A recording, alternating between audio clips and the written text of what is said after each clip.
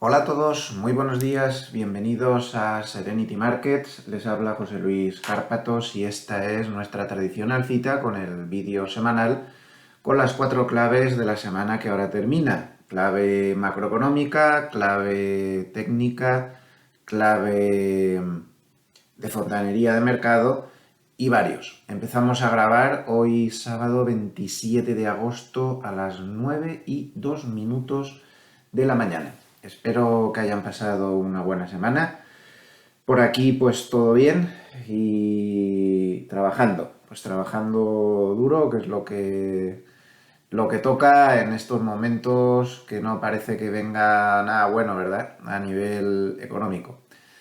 Y distrayéndose pues un poquillo. A nivel de series he visto una nueva esta semana que no está mal. A ver, no es la mejor serie del mundo, como digo siempre, pero pasable. Es una que se llama Cleo, sobre una espía de la RDA, toda aquella época, con un toque de humor negro. Pero bueno, está entretenida. Me la he visto casi de tirón, tiene 8 capítulos y está entretenida, bastante recomendable. Ya a la espera de ver, ahora me imagino que seguramente esta semana que viene o la otra ya empezarán todas las series buenas de golpe, que las suelen frenar por estas por estas fechas veraniegas, del calorcito, ¿eh? Yo estoy ya del calorcito hasta, hasta las narices.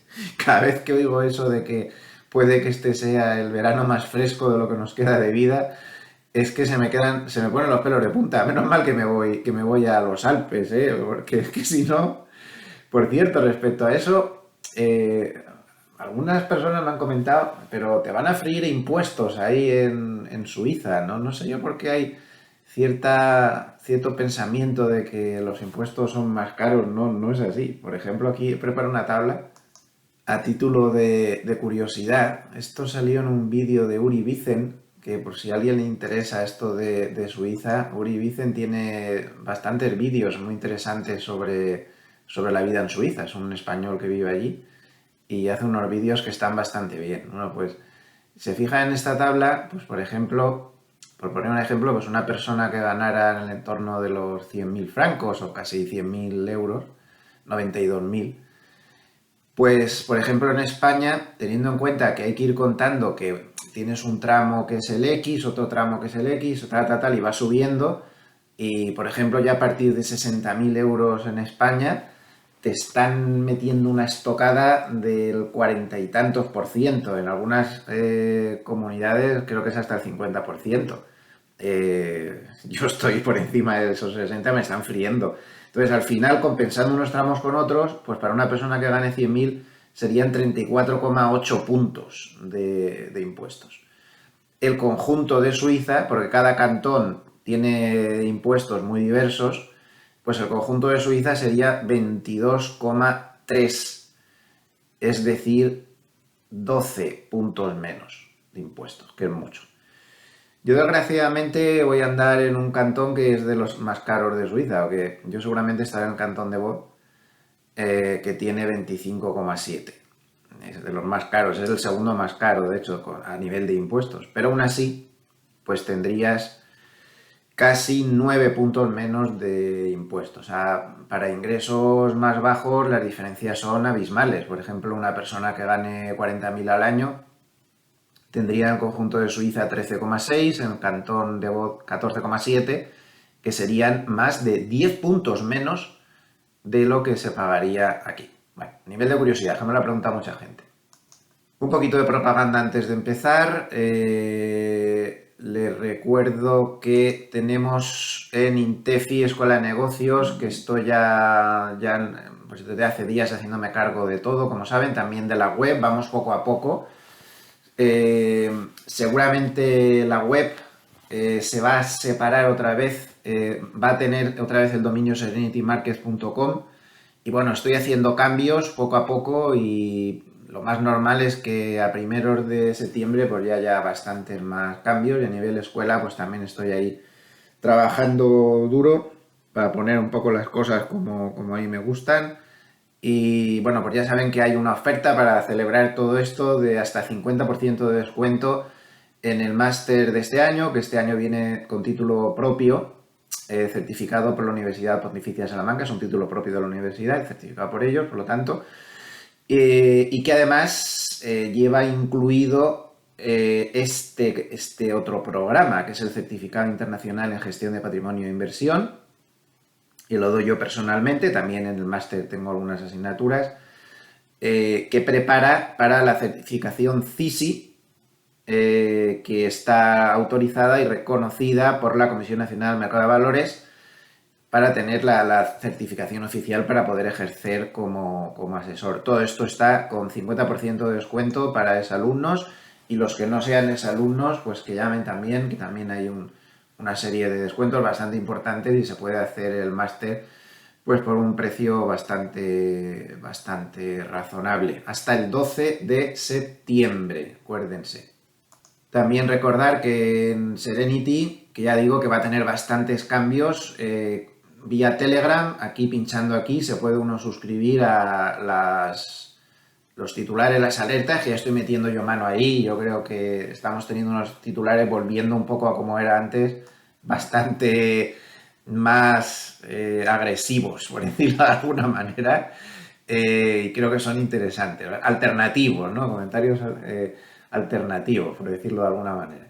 Y también, pues en otro orden de cosas, pues recordar que si se van a gloversiasicaf.com, voy a bajar aquí un poco para que se vea la dirección, ahí, gloversiasicaf.com, pues ahí tienen todos los datos para poder contactar con nuestra IAFI, con la IAFI Gloversia. Aquí están las dos SICAF que lleva la casa, conservadora y agresiva. La agresiva este año va bastante bien, con una subida del 7%, a pesar de que es un año de pesadilla. La conservadora se mantiene con pérdidas moderadas para la que está cayendo encima desde primeros de año.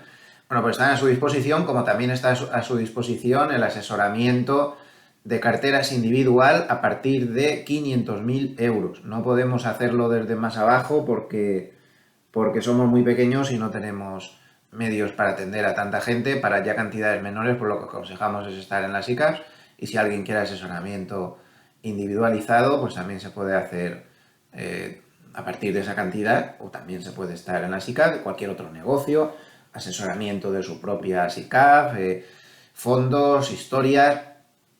Cualquier gestora grande que les apetezca nuestros servicios, y los míos en particular, pues contacte con Gloversia, que podemos hablar. Estamos abiertos a absolutamente cualquier cosa. Bueno, pues empezamos el análisis y empiezo con una mala noticia. Hoy nos toca ese día que nos toca de vez en cuando, ya saben que no es la primera vez, en la que por real time pues decide hacer el servicio de mantenimiento justo a la hora del vídeo. Como no hay mercado, pues hombre, es comprensible que lo hagan a esas horas, pero a nosotros nos ha hecho polvo porque no tengo gráficos. Además, no me lo esperaba. Me he dejado el abrir el ProReal para el último momento y no me ha dado tiempo prepararme nada. Así que hoy vamos a pasar, entre comillas, de los gráficos, porque nos hemos quedado. Iré mirando, pero ya por los lectores veteranos de este vídeo, de las 4 claves de la semana, ya sabrán que cuando hacen este mantenimiento muy difícilmente vuelven a abrirlo antes de que terminemos el vídeo. Así que, bueno, no hablaremos de gráficos, lo veremos a ver si al final hubiera vuelto, que no creo, y si no, pues bueno, me he preparado aquí el Investing, que se puede aquí ver alguna cosa. Y bueno, pues para apañarnos así bote pronto. Ya la próxima semana, si no lo conseguimos, volveremos. Que no, claro, no me manejo bien con esto, hace mucho que no lo manejo y no lo tengo muy claro. Pero bueno, son cosas que pasan, no pasa nada. Además, muchísimos de ustedes escuchan esto en formato podcast en el móvil, con lo cual, bueno, tampoco pasa nada. La voz es lo importante, la voz y el sonido. Por cierto, que me he cambiado el programa de grabación, me he puesto uno bastante apañado, a ver si con esto, porque me decían que había algunos problemas con el sonido, con la calidad, costaba mucho subir a YouTube los vídeos tan pesados. Bueno, me he puesto un programa de estos de pago de los caros, a ver si con esto mejoramos bien, de una manera más profesional, y se pueden ver mejor y oír mejor los vídeos. Bueno, pues vamos allá. Vamos a irnos a esta pequeña tabla de investing donde tengo yo así los ETFs que más uso y los 3 o 4 productos que más uso. Tenemos que empezar por hablar por la castaña que se dio ayer el mercado. Una bajada a mí me sorprendió. No esperaba que fuera tan profunda, al menos, ¿no? No sé, la verdad es que me sorprendió mucho. Sorprendió a muchísima gente, por ejemplo, hacía mucho tiempo que no veía a un McElligott confundirse tanto con lo que luego en realidad pasó. Bueno, como todo el mundo, ¿no? Se equivoca como todo el mundo. Yo me equivoco bastante más veces que McElligott, o sea que no lo digo por nada.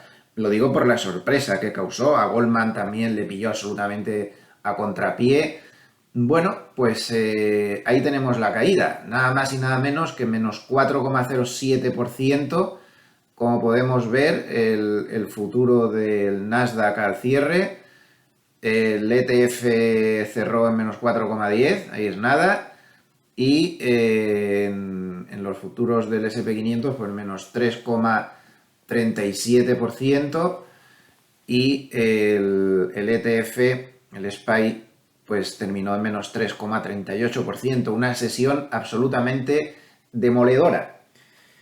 Y claro, lo fácil sería, si yo no tuviera ganas de complicarme la vida, como han hecho los demás analistas internacionales, pues yo diría, y quedo como un campeón, que toda esta bajada se debió a la profunda reflexión a la que nos indujo ayer el señor Powell, ese abogado que se ha metido a economista y que dirige el banco central más grande del mundo. Digo yo, ¿por qué no ponen a economistas dirigiendo los bancos centrales o expertos en economía o que hayan estudiado algo relacionado con la economía como expertos mundiales, ¿no?, de los bancos centrales? Es curioso, pero al final un abogado tiene en sus manos el destino del dinero de mucha gente. Bueno, pues batacazo monumental, y yo, si no quisiera complicarme la vida, pues le diría lo que está diciendo la manada, que es que el mercado se cayó ayer por Powell, porque Powell fue muy profundo, porque Powell dijo unas cosas importantísimas y el mercado no ha podido soportar y se puso a llorar buscando a su mamá y como Marco y ¡buah!, se fue un desastre. Pues miren, pues no, tengo ganas de complicarme la vida, o al menos intento decir la verdad. El mercado no se cayó por Powell. Que se pusiera la excusa de Powell, pues vale, pero vamos a ver, seamos serios. ¿Alguien vio el discurso del señor Powell? Estaba previsto que hablara durante 30 minutos. El señor Powell despachó el trámite con un discursito de 8 minutos. 8 minutos duró el discursito. Un discursito de trámite evidentemente sobrevaloradísimo por el mercado. Se esperaba que ahí se apareciera Moisés con las tablas de la ley escritas en piedra diciendo esto es esto, así, así, así, así, y lo que apareció pues fue un señor que intentó escurrir el bulto, soltar su rollo y punto. Luego le hemos buscado, yo alucinaba en las crónicas, o sea, con 8 minutos de discurso, la cantidad de claves secretas, esto parece las profecías de Nostradamus, que se han encontrado. Yo respeto a todo el mundo, pero es que no estoy de acuerdo, lo siento, pero no estoy de acuerdo. Hasta el propio McElligott me sorprendió con una nota, como había dicho, que lo normal era una subida bastante importante tras las declaraciones de Powell, que ojo, que insisto, que todo el mundo nos equivocamos y yo el que más. Así que no lo digo por nada.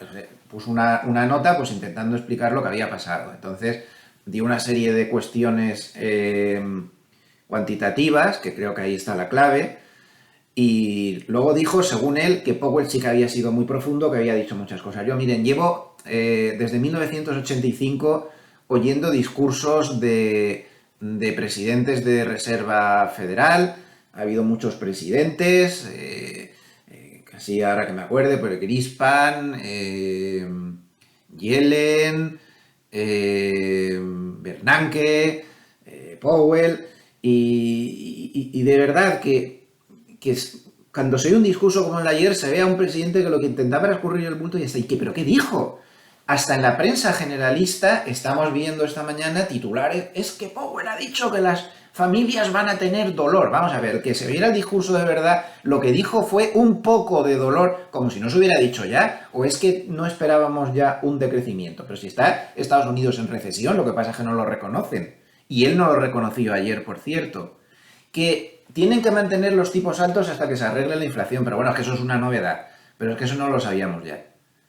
no sé, fue una exageración, no dijo nada de especial y entonces lo que tenemos que hacer es un esfuerzo para intentar comprender qué porras pasó ayer para este batacazo. Por cierto, el sentimiento de riesgo que se aceleró ayer, pues como pueden ver, este creo que está en tiempo real. El Bitcoin está cayendo 5,95%. Lo cual pues muestra eso, ¿no? Que efectivamente el sentimiento de riesgo está muy activado y ojo si vuelve a perder la zona 20.000 porque eso le pone nervioso al mercado. Bueno, pues ¿qué quieren que les diga? No es esa la razón. Que es evidente que el mercado estaba esperando ese discurso y tras el discurso, lo que tantas veces les digo, las manos fuertes ya tienen decidido lo que van a hacer, que casi nunca es lo que nos esperamos. Y luego da igual lo que digan, da igual lo que salga en el dato de turno, que hacen lo que tenían que hacer. Es evidente ante el tamaño de las ventas que se estaban esperando al discurso, pues sí, pero que el discurso fuera el origen de esto, no. ¿Y por qué insisto tanto y me pongo tan pesado? Pues porque no es lo mismo analizar un mercado echándole la culpa a un discursito que no tuvo nada que ver y entonces no nos ponemos a buscar las verdaderas causas profundas y no le pillamos el paso al mercado. ¿Y cuáles pueden ser esas verdaderas causas profundas? Pues vamos a ver, no hace falta que nos compliquemos mucho la vida. La primera causa profunda pues es simplemente que el SP500 llevaba un proceso que parece ser que se frenó un poquito a la espera de ver si Powell hacía algo de especial y como no lo ha hecho, pues se ha reanudado el proceso, ya está. ¿Y cuál era ese proceso? Pues que el SP500 había subido mucho, se había frenado exactamente a la altura de la media de 200, se había frenado exactamente donde Hartnett dijo abran cortos. Para mí ahora Hartnett ya se ha quedado, como McElligott ha tenido ya algún despistillo por ahí, sigue siendo un grandísimo analista y lo sigo siguiendo a tope, madre mía, sí, ya quisiera yo acertar la mitad de lo que acierta él. Pero Hartnett sigue sin ningún fallo, por el momento. Por lo tanto, hay que seguir echándole un ojo. Dijo, abran cortos exactamente ahí, llegó el SP500 futuro, 4.330 aproximadamente, y él dijo, ese era el punto exacto en el que dijo corto, es que dijo ese, 4.230, cortos, dijo. No ha cambiado su recomendación, por lo tanto, estamos en un proceso que ya estaba muy advertido y que Hartnett dijo cortos, y bueno, pues ahora está 300 puntos más abajo. Para el que le haya hecho caso a Hartnett, pues se ha ido bien. Estamos en un proceso pues que se llegó a la media de 200, todos sabíamos que será un nivel muy difícil y muy problemático y así lo ha sido. Y se está corrigiendo pues tras tocar esa media de 200. Ya está, no hay que buscar excusas. No. El mercado se ha derrumbado por Powell. Aquí Powell no había hablado. Y estaba cayendo igual y luego descansó unos pocos días y ha seguido. ¿Un poco exagerado? Pues sí que ha sido un poco exagerado, pero es muy posible que la caída se acelerara por esto. Ayer McElligott nos daba esta tabla donde se veía cómo estaba la situación de los CTAs. Ya saben que los CTAs es un colectivo, Commodities Trading Advisor, es un colectivo de asesores profesionales que manejan mucho dinero y que son los más, dentro de lo que podríamos considerar las manos fuertes, porque sus clientes puede que no sean manos fuertes, pero ellos sí, porque manejan un volumen enorme, son los que más ágiles se mueven. El colectivo de CTAs pueden pasar de largos a cortos en el plazo de 24 a 48 horas, moviendo cantidades ingentes de dinero.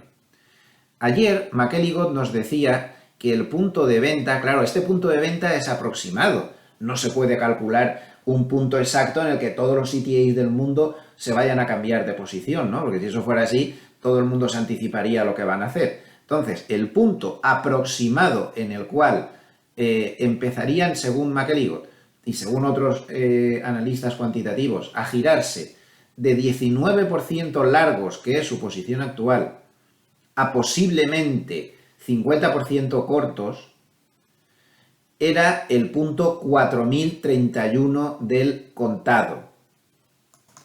Bueno, pues si nos vamos al futuro, que más o menos cotiza igual, pues vemos que en algunos momentos de la sesión se llegó a tocar 4042. A mí me da la sensación que esa cifra aproximada sí que se activó y me da la sensación de que hubo, lo veremos la semana que viene en las tablas de McElligott, seguramente, me da la sensación de que sí se activaron ventas enormes de CTAs y ventas de otros agentes de mercado que se movieron a ponerse cortos como se había puesto la mayoría antes. Simplemente, en suma, vamos a dejar a Powell quieto, porque si no, no estamos entendiendo lo que está haciendo el mercado de verdad. Y el mercado simplemente lo que hizo ayer fue, de una manera muy exagerada, desde luego, pero porque se debió activar algún tipo de salto por ahí de gente que posiblemente no se atrevía a ponerse corto también, pero sí que lo puso, no lo sé muy bien. Pero está claro que lo único que hemos hecho es seguir este proceso, ya está. Miren, Powell aquí no había hablado, ni aquí, ni aquí, ni aquí, ni aquí, y sin embargo, aquí se pueden hacer una idea de cómo están los cortos en los futuros del SP500 por parte de los hedge funds. Es una barbaridad, pero fíjense qué cantidad de cortos que tienen. La semana pasada fue el mayor número de cortos desde el 2020. Esta semana se ha reducido un poquito, pero muy poquita cosa. Aquí lo podrán ver más grande, se ha reducido un poquito, pero estamos a un nivel de cortos equivalente al número de cortos que había abiertos poco después del crash del 2020.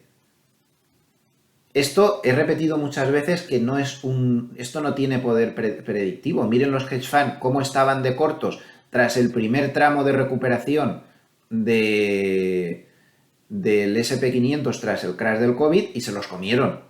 Se los comieron porque el mercado siguió subiendo y aquí, en esta subida, cuando se rompió el máximo previo, cerraron masivamente los cortos. A veces aciertan y a veces no aciertan, nunca se sabe. Ahora han apostado a que este choque de la media de 200, que además sería el choque, ya que no tenemos hoy gráficos, pues aprovechamos de esta directriz bajista que ya tiene 3 apoyos, que ha vuelto a dibujar una nueva directriz bajista que ha dibujado el SP500 con 3 apoyos, hay que tener mínimo 3 apoyos para que la directriz sea fiable, pues simplemente han decidido, en muchos agentes del mercado, que han decidido ponerse cortos ahí pensando que se va a romper el mínimo y que van a poder ganar mucho dinero. ¿Qué va a pasar? Pues miren, la bola de cristal la tengo averiada, pero por técnico esto está bien claro. Si se rompe este máximo, que de momento no parece, está muy lejos, no parece, pero supongamos, hay que ver los dos caminos, supongamos que se rompe ese máximo, pasaría como aquí. El cierre de cortos sería tan brutal que tendríamos una subida contra toda lógica que nos llevaría como poco a esta zona, o puede que más arriba, sería un cierre de cortos más grande que el que hemos visto anteriormente, que fue este de aquí, que fue también enorme. Porque los cortos que hay abierto ahora no son solamente estos que indican aquí los de los hedge funds. Si nos vamos a otros agentes de mercado, estamos ante una cantidad enorme de cortos que debe rondar los 150.000 millones de dólares en posiciones así especulativas agresivas. Fíjense aquí, el número de cortos que hay en el sistema es una barbaridad auténtica. Esto no se había visto desde hace muchísimo tiempo. Entonces, no le echemos la culpa a Powell. Este proceso ya se había iniciado cuando ni siquiera nadie se estaba preocupando por ese discurso de Powell. Simplemente, pues puede ser que alguno se esperara a ver qué pasaba con Powell por si las moscas, por si era más dovish como parecía ser, que muchos bancos de inversión, como McElligott, como Goldman, como otros, como JP Morgan también, estaban esperando. Como no fue así, pues simplemente reanudaron esto y luego ya se fue de las manos ayer por una serie de procesos cuantitativos. Pero esto no es Powell. Como tampoco es Powell otras cosas muy importantes que pasaron ayer y que también contagiaron a Wall Street y a los bonos americanos. Porque qué rabia no tener las tablas habituales, pero en fin. Podemos comprobar que, por ejemplo, el futuro del bono americano a 10 años bajó 0,17 y aquí no lo tengo, pero vamos a ponerlo, el Bund alemán ayer las pasó moradas. Vamos a ver aquí los futuros del Bund. Miren qué castaña se metió ayer el futuro del bono alemán a 10 años. 1,01%. Esto es una castaña morrocotuda, ¿verdad? Una castaña morrocotuda. 1,01% de caída. ¿Por qué? Eso no fue por Powell. Y eso influyó mucho en la sesión de ayer, porque los mercados están hipersensibles a los tipos de interés y a lo que haga el bono americano a 10 años. Yo creo que en esta aplicación se puede ver en un gráfico de la rentabilidad. Aquí está. Vale, vamos a ver el gráfico de la rentabilidad. Este gráfico es lo que va a misa ahora, ni Powell ni leches. Esto es a lo que hay que tener atención. Este gráfico de la rentabilidad del bono americano a 10 años. Vamos a hacerlo así. Perdonen mi torpeza, pero es que hace 1000 años que no manejo esta aplicación y así para salir del paso de repente no se me ocurría otra cosa. Esta es la clave. Aquí está la clave, aquí está la madre del cordero. Toda esta subida de rentabilidades, cada vez que sube el bono americano a 10 años por encima del 3%, a las bolsas les da los nervios. Aquí fue muy poca cosa, pero aquí, por ejemplo, fue mucho. El 16 de junio empezó el rebote en las bolsas, que fue este día, y a partir de aquí las rentabilidades fueron cayendo apoyando el rebote. Aquí, por ejemplo, el 8 de julio se volvió a meter por encima. Y fíjense la respuesta inmediata que tuvo la bolsa. 8 de julio, ahí donde está el cursor. 8 de julio, se mete la rentabilidad del bono americano a 10 años por encima del 3 y nos pasamos 1, 2, 3, 4 y 5 días de caída, y además caída bastante importante. Y a partir del 15 de julio se reanudan las subidas. Y cuando se reanudan las subidas, pues estamos ya por debajo del 3%, que no se vuelve a superar. Y ahora se vuelve a superar el 3% exactamente el 23 de agosto. Y las bolsas, pues en cuanto lo huelen, esa subida por encima del 3, pues se vuelven a poner nerviosas. Esto no es Powell, vamos a dejar a Powell quieto. Esto es un proceso que llevamos. ¿Y por qué los bonos europeos se pusieron tan nerviosos? ¿Qué ha pasado con los bonos europeos? ¿Qué pasó con los bonos europeos? Pues pasó algo muy importante, y es que Europa está muy mal. Europa tiene muchos problemas. No crean a los políticos con sus cantos de sirena, de que ya se arreglará, de que ya veremos. No todos los políticos dicen eso. Atención al discurso de Macron, el presidente francés, esta misma semana diciendo que la era de la abundancia se había pasado. Muy interesante. Pero las cosas están muy negras en Europa, salvo que terminara la guerra. Porque si terminara la guerra de repente un día, cosa que de momento parece improbable, automáticamente la crisis energética menguaría muchísimo y los activos de riesgo saldrían disparados por las nubes. También los bonos se dispararían porque todo el mundo pensaría que la inflación se va a calmar inmediatamente y todo subiría. O sea, sería una subida de todo generalizado. Si la guerra se para, eso se va a arreglar. Es que está clarísimo, o sea, no hay otra. Eso sería un cisne blanco apoteósico. Pero mientras la guerra no se pare, nos hemos metido en un círculo vicioso. Miren, creo que está fuera de toda duda que yo no soy precisamente muy partidario de Putin. Creo que he hecho declaraciones durísimas contra él y vamos a dejarlo estar, porque siempre hay gente que me casca si le digo algo. Vamos a dejarlo estar, pero creo que mi opinión de Putin está muy clara. Para mí es un monstruo. Entonces, no creo que sea sospechoso yo de defender a Putin. Pero aquí hay que reconocer una cosa. Hemos intentado sancionar a Putin y es Putin el que nos está sancionando a nosotros y el que nos tiene cogidos por los cataplines auténticamente, perdonen la expresión. Nos tiene pillados por los cataplines. Que la economía rusa se está yendo al garete también, efectivamente. Caídas del Producto Interior Bruto del 10%, y eso no va a haber quien lo arregle hasta dentro de varios años, muchos años. Pero él, a su vez, ha pillado a la economía europea y nos tiene pillados. Como corte el gas en cuanto empiece el invierno, nos manda al garete, y él debe estar también leyéndose los titulares y viendo las cifras y viendo las cosas. Entonces, en Europa se ha puesto todo muy mal, muy mal. Y el Banco Central Europeo, euroesclerótico, lento y también muy deficiente en su gestión, y habría que recordarle a Lagarde que su único objetivo en el acta de constitución del Banco Central Europeo era que la inflación no pasara del 2%, ya sé que no ha podido impedirlo, pero con unos tipos ridículos como tenemos ahora, tampoco parece que lo vaya a impedir. ¿Pero a qué está esperando?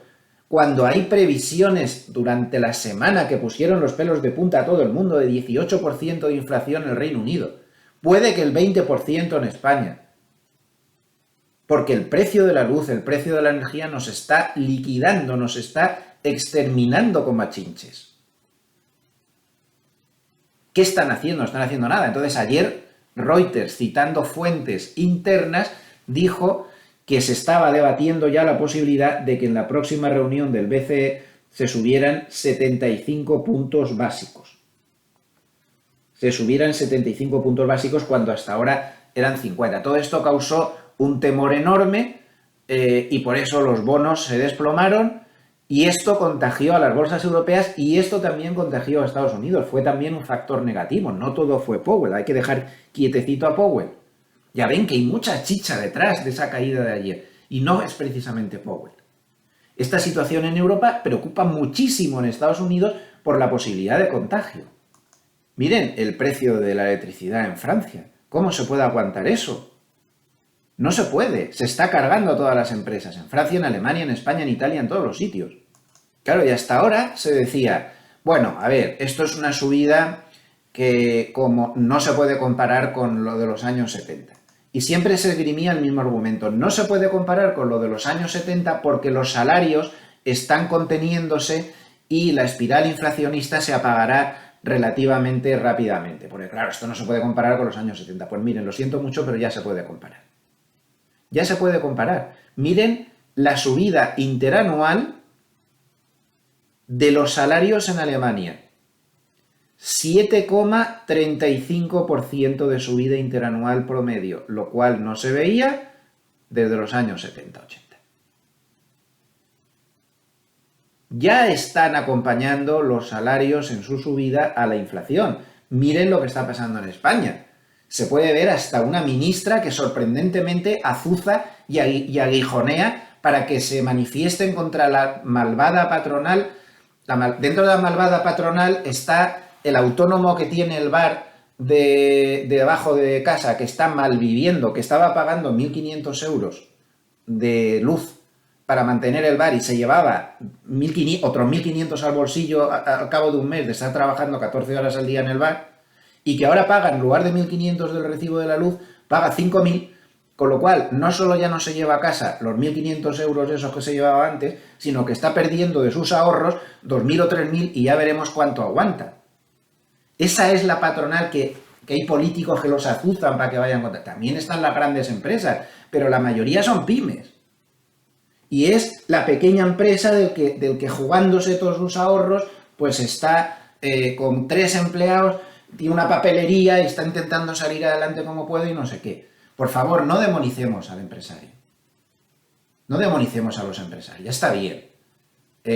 Todo el mundo tiene derecho, las personas que están asalariadas, hay que defender sus derechos, hay que defender los derechos de las pymes, hay que defender los derechos de todo el mundo y no crear historias maniqueas de buenos y malos, porque aquí no hay buenos ni malos, aquí estamos todos sufriendo. Tanto empresarios, como autónomos, como pymes, como personas asalariadas, como personas que están en el paro. Aquí todo el mundo sufre y hay que dejarse de historias. Los salarios están alcanzando a la inflación. El salario, el sindicato de empleados portuarios, me parece que fue esta semana, anunciaba subidas en convenio del 9 y pico % de salarios para este año, con lo cual la espiral inflacionista provocada por muchas cosas, pero también por esos brutales precios de la electricidad, están destrozando a la economía europea. Fíjense si mucho más en esa caída que el amigo Powell, mucho más detrás. Por ejemplo, ayer se publicaba en la prensa, Volkswagen de Navarra cierra el día 2 de septiembre, porque llevaba no sé cuánto tiempo fabricando a falta de una pieza importante. Y llevaban 9.000 coches fabricados en la planta de Volkswagen en Navarra, que los tienen en 2 campas aparcados allí a la espera de que llegue esa pieza para ponérsela a los 9.000 coches. Pero es que ahora ya les faltan hasta 3 piezas, con lo cual no pueden fabricar coches incompletos. Ese problema sigue ahí y también está disparando la inflación. Y es el problema de los cuellos de botella, que no se ha arreglado. Los políticos dicen que sí que se ha arreglado. Pero ahí tienen la prueba de que no se ha arreglado. Esas faltas de piezas es el mismo problema de cadenas de suministro de cuellos de botella que estamos teniendo desde hace mucho tiempo. Como ven, es una situación diabólica. Es evidente que si se parara la guerra, lo de las piezas no se va a solucionar, pero sí lo del precio de la energía probablemente, no sé yo, porque se puede acabar la guerra y los rusos seguir controlando y tocando las narices con el tema del gas. Es muy complicado, pero esto está empezando a preocupar mucho y la gente no quiere saber nada de Europa y además se está contagiando a Estados Unidos. Miren las previsiones que hay de posible movimiento en los tipos de interés. La Reserva Federal sería la línea verde, lo que se espera es que más o menos hacia marzo del 2023 deje de subir tipos, en el entorno del 3,77, 3,80, eso a pesar del discurso de Powell, no ha cambiado nada. No ha cambiado nada porque, insisto, es que ese discurso no ha servido para mucho, por mucho que se use como excusa. Y a partir de ahí, pues ya un ligero descenso, pero bueno, que terminen las subidas de tipos como en marzo. Pero miren en Europa, es la línea roja. Ahí se espera que los tipos sigan subiendo e incluso hasta julio del 2023 y ya a partir de ahí no hay previsiones. Europa es que se le ha ido el tema de las manos en el tema de la inflación, se le ha ido completamente de las manos. El Banco Central Europeo ha sido absolutamente ineficaz, lento, eurosclerótico y no lo está haciendo bien.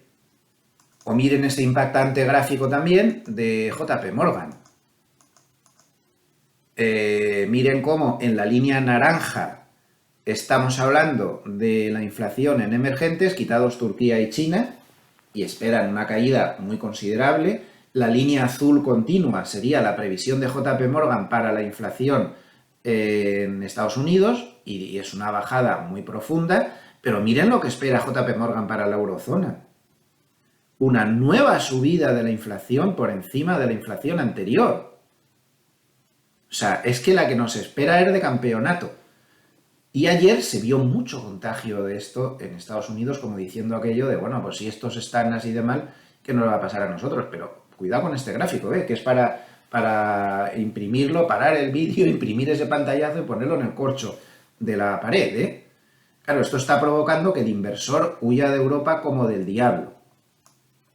Y esto se ve aquí en este excelente gráfico de banda, donde se ve la línea azul es lo que sería el paquete de vender Europa, ¿no? Vender bonos, vender euros, vender bolsa, como podemos comprobar, con sus idas y venidas, pero en este momento el paquete de vender bolsa, el paquete de vender Europa está al máximo nivel desde la gran crisis financiera del 2008. Nadie confía en Europa en este momento. Igual hasta por ley de sentimiento contrario, ¿verdad? Igual da ganas de hacer lo contrario y comprar Europa. Cuando todo el mundo está de acuerdo, luego acaba pasando esto, ya no se vende Europa. Pero en fin, cuando se llega a estos extremos, desde luego Europa tiende a mejorar. Pero ahora mismo lo que hay es una venta muy importante de Europa. Aquí empezó la guerra de Ucrania y esto ha acelerado bastante esa manía del mercado, con razón, fundamentada en la macroeconomía, de vender Europa. Ni les cuento a nivel, por ejemplo, de los detalles de la vida cotidiana, lo que van a subir las revisiones de las hipotecas en los próximos tiempos. Aquí este es un gráfico de 5 días, como pueden ver ahí, y un muy buen gráfico donde se ve la evolución del Euribor hipotecario y lo que está pasando ahora. Estamos en una subida a una velocidad sin precedentes, casi, desde hace muchos años. Y el Euribor pues ya se ha colocado en una zona que no se veía pues desde el año 2012. Las revisiones de las hipotecas van a ser muy importantes y esto va a detraer en una muy buena parte la capacidad de consumo de los hipotecados. Esto puede llevar a subidas mensuales de la hipoteca media de 100 euros, para las hipotecas más altas de 200 euros mensuales tranquilamente. Y con todo esto, pues el año sigue siendo diabólico, y esto no es por Powell. Como ven, hay mucha chicha detrás de lo que hizo ayer el mercado, realmente. Pues seguimos teniendo el primer año de la historia en el cual los bonos siguen cayendo muchísimo cuando las bolsas caen mucho. Esto no se había visto nunca, seguimos en un mercado que no te da refugio. Te metas donde te metas, te dan en bonos, en esto, en lo otro, en nada. No te puedes meter en nada porque en todo te dan. Hasta ahora, siempre que las bolsas habían bajado tanto, los bonos habían subido y habían servido de refugio. No es el caso. Ahora no hay refugio en este mercado bastante inclemente en el que nos movemos. Y encima, miren la estacionalidad del SP500 en esta época del año. Como ven, hay muchas más cosas que Powell aquí. A partir del 1 de septiembre, como podemos ver, la estacionalidad se mete ahí en una especie de lateral, y a partir del 6 de septiembre la estacionalidad tiende a ser muy negativa. Esto no tiene por qué cumplirse, esto es un promedio y hay años que se cumple y hay años que no, pero desde luego no es un factor favorable precisamente, ¿verdad? Ni mucho menos. Antes les comentaba pues del vecino que tiene un bar y que lo está pasando muy mal. Hay que recordar que durante la semana causó un terremoto los comentarios del economista Santiago Niño Becerra, que se hizo muy famoso porque pronosticó con bastante anticipación la gran crisis financiera del 2008. Él comentó que el 75% de los establecimientos de hostelería, de bares, restaurantes podrían tener problemas muy graves en los próximos meses en España. Yo no sé si estas previsiones son exageradas o no, pero sí que me gustaría destacar, lo decía antes por lo de la demonización, ¿no?, de los empresarios. Esta gente, estas personas también son empresarios y lo están pasando muy mal. En Reino Unido se publicó antes de ayer, una encuesta donde se preguntaba a dueños de este tipo de establecimientos y el 70% contestaron, en Reino Unido, de pubs y restaurantes, el 70% contestaron de que si no se arreglaba el tema de la energía, este invierno tendrían que cerrar. Pero no cerrar así como en confinamiento para luego volver a abrir, tendrían que cerrar definitivamente. El 70%.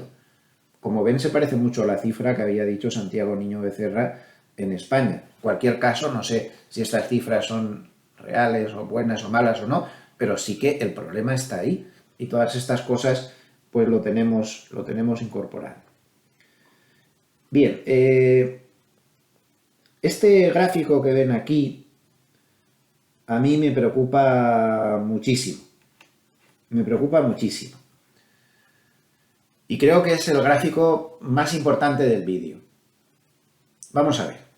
Vamos a agrandar todo lo que se pueda.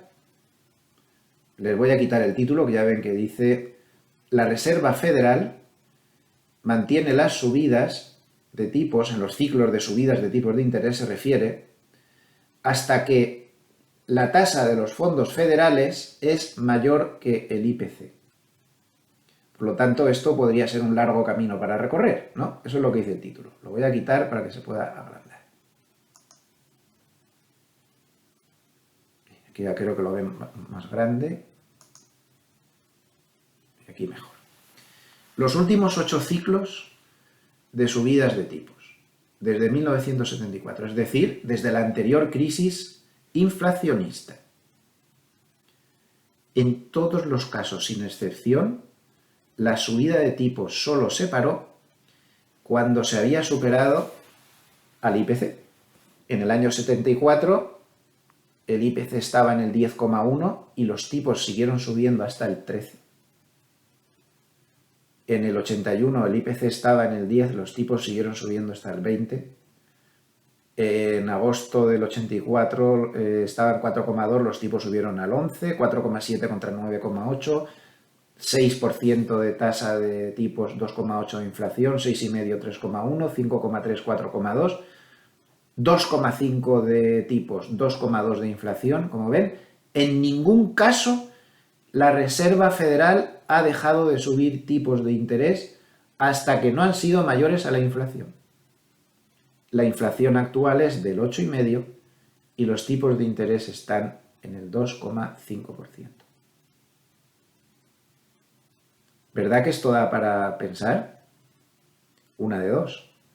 O la inflación baja mientras los tipos suben y llega el momento en el que una cosa esté con la otra, pero a mí me da intuitivamente, si están diciendo que la subida de tipos máxima será del 3,8, yo creo que no, porque nos queda mucho tiempo antes de ver la inflación en el 3,8. Es cierto que, a diferencia de Europa, en Estados Unidos sí se está viendo indicios de que la inflación se está calmando. Ayer, por ejemplo, el indicador de inflación que más observa la Reserva Federal, que es el PCE, este PCE se quedó en el 4,6, bastante por debajo de lo esperado. Pero que el IPC llegue a 4 así, parece que va a tardar. ¿Se imaginan si el IPC nos estamos equivocando y se queda ahí? ¿Y los tipos subieran al 9? ¿Se lo imaginan? ¿Dónde estaría la bolsa y los bonos con unos tipos al 9? Muy abajo, ¿verdad? 2000, el SP500, 2000 y pico. No estoy diciendo que llegue ahí, pero fíjense la importancia absoluta que tiene cualquier dato de inflación que se esté publicando cada mes en cualquier sitio. Porque sería la primera vez en la historia que la Reserva Federal, supongamos que la inflación no se mueve, que se queda con los tipos por aquí, en el entorno del 4, que es lo que descuenta el mercado. Vamos a ver qué pasa. Desde luego, absolutamente clave la inflación. La inflación es la que va a determinar el destino del mercado. Esto es lo que va a determinar el destino del mercado, la inflación. Y como consecuencia, el mercado que más finamente descuenta todo esto de la inflación, que es el mercado de bonos, está compuesto exclusivamente por grandes manos fuertes y son, digamos, el más fiable. La bolsa tiene muchos otros factores y en sus cotizaciones incorporados que no le hace tan fiable para que sirva un poco de termómetro de lo que piensan los grandes operadores de lo que está pasando en el mundo económico, pero los bonos sí. Entonces la clave va a estar todo lo que sea un bono americano por encima del 3, las bolsas andarán bien. Si ahora se vuelven a meter otra vez por debajo del 3, verán como por mucho que ayer se sufriera y mucha escandalera con la caída, como las bolsas se recuperarán. Hartnett, como ahora veremos en el estudio de su paper, lo tiene muy claro. Si los bonos pasan este pico de aquí, se verán nuevos mínimos en las bolsas. Yo estoy muy de acuerdo con él. 3,48% de rentabilidad. Si los bonos, dice Hartnett, y ahora lo veremos, en las próximas 4 a 8 semanas no rompen este máximo del 3,48% de rentabilidad, seguramente, ahora sí que diría, que hasta ahora no lo había dicho, que los mínimos de las bolsas ya se han visto. Esta es la clave. Por esto es por lo que nos tenemos que guiar. Por cómo reaccionen los bonos, cómo suba o baje su rentabilidad. Una rentabilidad por encima del 3,48 va a desatar los nervios. Cuando se llegó a estas rentabilidades, era el 14 del 6, exactamente. Ya saben que el gran rebote comenzó el 16 del 6. Pero claro, esas rentabilidades en el 14 del 6 llevaron al SP500 exactamente al mínimo anterior en 3.600. Nivel que se podría visitar. Hay mucha correlación entre esas rentabilidades y lo que puede hacer el mercado, tal y como están los nervios, tal y como están las cosas, por intentar de buscarle un poco de cosas medianamente claras en un mercado tan complicado como el actual. ¿Alguna cuestión positiva? Pues miren, sí, durante la semana ha habido analistas que han comentado que la reducción del balance de la Reserva Federal, que también era una de las cosas a las que el mercado tenía más miedo, esa reducción de balance está siendo homeopática. Porque al final la Reserva Federal solo ha drenado 100.000 millones de dólares desde marzo, estamos en agosto, a punto de entrar en septiembre, cuando el volumen de su balance es de 9 billones y solo ha drenado 100.000 millones. Entonces la famosa reducción de balance, la famosa QT, está siendo absolutamente ridícula. Y esto se ve muy claro en las subastas de repos inversos que se celebran cada día en Estados Unidos, y ahí se ve que hay 2 billones de dólares con B que tienen los bancos muertos de asco en liquidez y que no saben qué hacer con ellos. 2 billones. Es decir, hemos visto muchas cosas negativas para el mercado, pero vamos a ver ahora las positivas. El mercado sigue teniendo la ventaja de que por mucho miedo que se tenga y mucho que diga este y el otro y el de más allá, lo que le ha hecho subir durante tanto tiempo, que es la liquidez, muy al contrario de lo que se pensaba, no se ha ido. Sigue ahí. El mar de liquidez sigue ahí. Hay muchísimo dinero en el sistema. La Reserva Federal no está drenando gran cosa. Tengámoslo en cuenta, Tengámoslo en cuenta eso. Y desde un punto de vista técnico, pues es evidente que ahora se ha llegado al primer soporte después de este tramo de subida. Aquí tenemos a la media de 100, que como hemos hablado muchísimas veces cuando teníamos los gráficos más los míos de siempre, es un nivel importantísimo y desde el crash la media de 100 es casi tan importante como la media de 200. Es un nivel de gran importancia y además, no sé cómo se calcula con esta aplicación, pero si echáramos los retrocesos de Fibonacci de todo este tramo de subida desde aquí hasta aquí, pues tendríamos que el retroceso de Fibonacci del 38,2% de todo este tramo de subida está exactamente ahí. Entonces, por la parte buena, pues la verdad es que esta corrección, por violenta que haya sido en su tramo final, no tiene nada de raro desde el punto de vista técnico. Ha habido un tramo de subida, ha corregido un 38,2, hasta aquí normal. Además ahí, como ven, justo donde tengo el cursor hay un soporte natural también. Bueno, pues vamos a ver si se para ahí o si no se para ahí. Si no se para ahí, pues habrá que buscar la media de 50, que no está muy lejos, y luego ya pues habría que ver más retrocesos de Fibonacci. Pero de momento ahí tiene un soporte bastante importante. Vamos a ver si el lunes lo respeta o no, o si sigue pues con esta tendencia tan violenta de ventas que estamos viendo. Vamos a ver el paper de Hartnett. Hartnett evitó, a diferencia de otros analistas, hacer pronósticos sobre lo que podía pasar en Jackson Hole. Él para nada ha hecho ningún pronóstico y se limitó a decir que en Jackson Hole pues podría pasar lo que se quisiera, pero que, y esto es lo importante, que los tipos de interés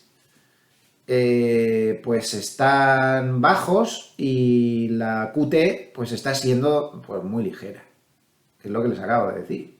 Entonces es muy importante lo que dice aquí, dice que los tipos permanecen demasiado bajos, que la QT es demasiado ligera, pero lo que les acabo de explicar en cifras, es ridículo lo que han hecho en la QT.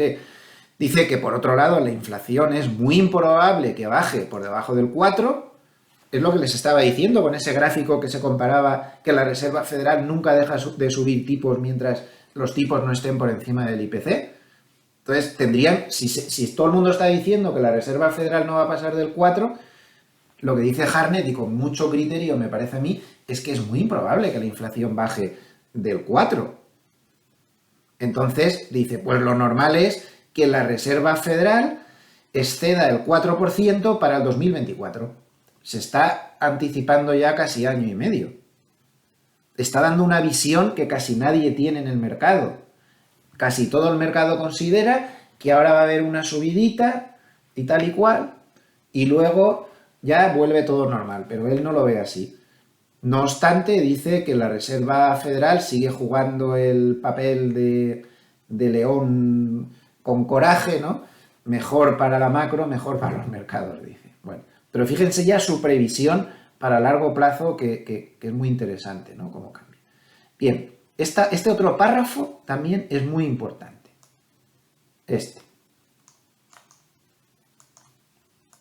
Se lo he traducido aquí al cristiano con el traductor de internet para que no haya dudas, porque este párrafo es realmente importantísimo. Fíjense lo que dice. El precio es correcto, dice. El motor más importante de Wall Street es los rendimientos de los bonos, lo que hemos hablado antes. Y dice, mantengan el otoño simple. Ahora está haciendo una predicción de corto plazo. Y recuerdo que hasta ahora es el único que no se ha equivocado. Mantengan el otoño simple. El otoño es parte de septiembre, octubre, noviembre y parte de diciembre. Si los rendimientos de los bonos hacen un doble techo en las próximas 4 a 8 semanas, es decir, el rendimiento del bono americano a 10 años no supera el 3,48, fíjense aquí aquí lo tenemos. Si en las próximas 4 a 8 semanas el bono americano a 10 años no rebasa esta rentabilidad, la narrativa de otoño se convertiría en que los rendimientos han tocado máximos, diferenciales máximos, no hay nuevo mínimo en las acciones. No hay nuevo mínimo en las acciones. Este es su pronóstico. Lo que pasa es que a continuación dice, nosotros creemos que las rentabilidades no han tocado techo. Creemos que el IPC seguirá por encima del 4%, por lo que los fondos federales se irán por encima del 4%. Esto no lo está diciendo nadie. Él es el único que lo está diciendo, entre los grandes bancos de inversión. Él apuesta a que como la inflación no se va a ir del 4%, pues los fondos federales se irán por encima del 4%, es decir, más de lo que descuenta el mercado, con lo cual aún nos quedaría un tramo de sufrimiento bastante importante. Así de claro. ¿Recuerdan ese gráfico que les he dicho que era el más importante, donde se veían en todos los ciclos anteriores de subidas de tipos que nunca se para de subir los tipos hasta que no superan la inflación? Pues esto es lo que está diciendo él. Y deja claro que la política de tipos del Banco Central Europeo era del 4,25 la última vez que los precios en euros estaban tan altos y ahora están en el 0,5%. Aquí lo que hace es una mención de pasada al despiste monumental que tiene el Banco Central Europeo. ¿Y de verdad el Banco Central Europeo va a subir tan poco como todo el mundo descuenta? Es muy difícil de entender que con la que está cayendo, con estas inflaciones de doble dígito que tenemos ya por todos los sitios, los tipos de interés en la eurozona estén al 0,5%. Yo no lo entiendo. Ya sé que hay una recesión en ciernes bastante grave, pero es que la inflación es peor aún. Es que no se puede dejar a ese genio suelto fuera de la botella porque si no la vamos a liar parda. También habla del Reino Unido, como ven ahí. Y bueno, yo creo que lo más importante es lo que hemos visto. En cuanto a los flujos de dinero de esta semana, tenemos salidas de 600 millones de dólares del oro, salidas de los bonos de 800 millones, salidas de cash de 4.300 millones y en las bolsas salidas de 5.100 millones de dólares. Destaca que hemos tenido la mayor salida de dinero de los fondos de alta rentabilidad en las últimas 9 semanas, 4.800 millones de dólares de salida, y también la mayor salida de dinero de los fondos de tecnología desde el 21 de noviembre. Las mayores entradas de dinero en el sector financiero desde enero del 2022, y fíjense este dato, fíjense, 28 semanas consecutivas de salidas de dinero de los fondos que invierten en renta variable europea, lo cual no se había visto desde el año 2016. El indicador Bullenberg sigue a 0, no se está moviendo, sigue aún manteniendo la señal de compra.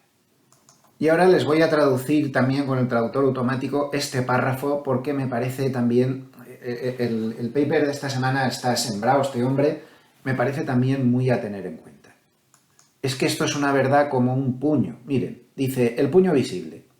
Seguimos en una era de intervención gubernamental anormal en los mercados financieros y la economía. No hay mano invisible. Es decir, lo que hay es unos bancos centrales que se han echado a la espalda la economía y los mercados financieros, que nos han metido a todos en unas deudas que se van a necesitar varias generaciones para pagar. Las deudas hay que pagarlas tarde o temprano, o se pagan de verdad, o se pagan con consecuencias serias en el medio o largo plazo. Sigo con lo que dice Hartnett. Los bancos centrales son muy reacios a revertir la QE. Lo estamos viendo con ese Banco Central Europeo, con una inflación en Alemania del 8 al 9, en España del 10 y que está con el 0,5% de tipos de interés, que es ridículo, y ha seguido comprando bonos y sigue comprando bonos para evitar la crisis. O sea, el Banco Central Europeo, por ejemplo, está súper reacio a revertir la QE. La Reserva Federal menos, pero tampoco está exagerando mucho, y ya han visto la QT como es decir, la reducción de balance ridícula por completo. Y es verdad lo que dice Hartnett, los bancos centrales son muy reacios a revertir la QE. ¿Qué está pasando? Pues que los políticos están tratando de proteger a los votantes del dolor económico, corregir la desigualdad de la riqueza, suavizar el impacto del nuevo aislacionismo geopolítico, se refiere a todos los líos con Rusia y demás, a través del gasto público y el aumento de los déficits presupuestarios. Eso es lo que se está haciendo, por ejemplo, en España. Yo no digo que con mala intención, pues se está intentando suavizar el impacto de todo este desastre que se está montando, pues con un montón de subvenciones, un montón de ayudas, un montón de cosas con mayor o menor éxito, pero es lo que se está haciendo. Pero esto lo que está provocando es que se incrementen las deudas, que se incrementen los déficits presupuestarios.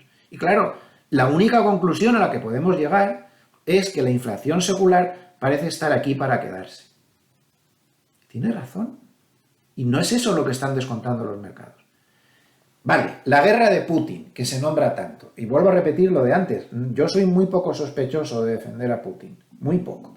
Más bien lo contrario. Soy muy duro con este energúmeno. Pero Putin no tiene la culpa de todo lo que está pasando en la inflación. ¿O es que no tienen culpa los bancos centrales habiendo inyectado las cantidades de dinero que han inyectado,